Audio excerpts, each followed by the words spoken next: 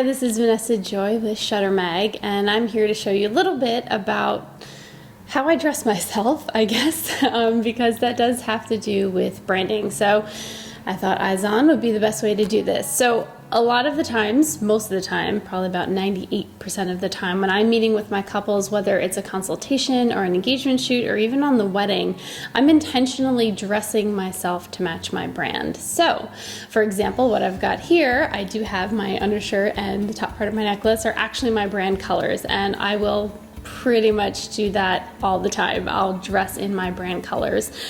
Things like my Anthropologie mug, or making sure that even my shoes are cute and match, or things that I think about. Even my phone, actually. My phone kind of matches my brand too. So these are the little ways that I am becoming my brand. I am dressing the part. And it's not to say that your clients are going to be coming into your studio and looking at what you're wearing and thinking, oh, she's not her brand. It's more the opposite. When you are your brand, it's all encompassing, and it creates and adds to the entire client experience. And it actually builds trust and credibility because they see your website, they see your brand, and then they finally see you, and everything matches.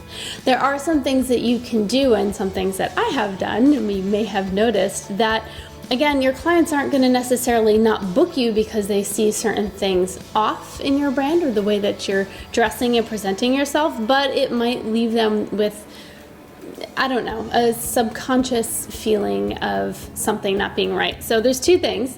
One, you probably noticed the bra strap here.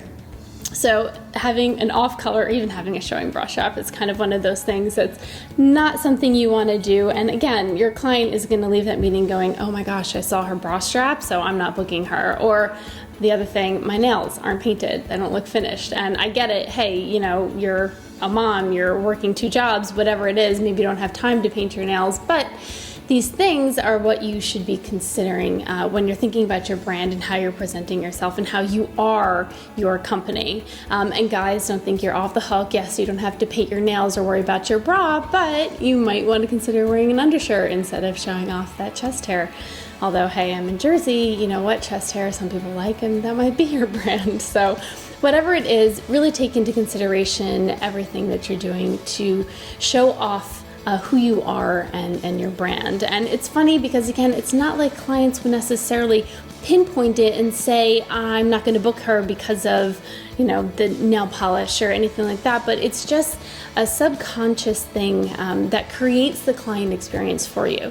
And if you want to know a little bit more about subconscious things like that, this is one of my favorite books, Predictably Irrational. And it's just full of information like that, you know, why Starbucks did so much better than Dunkin' Donuts, you know, why are people paying more for essentially the same coffee? And you can fight me on it if you want to, whether it's different coffee, but the truth is it all has to do with brand. There are certain psychological things that are subconscious that are very intentional when it comes to brands like that. And for your brand, you can be very intentional about how you dress, present yourself, and having it all play into the client experience that you are presenting and you are giving.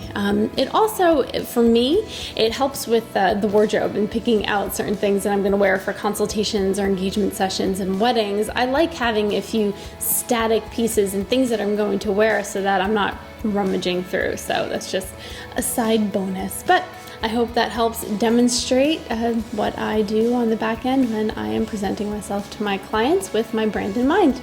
I will see you next month in Shutter Mag.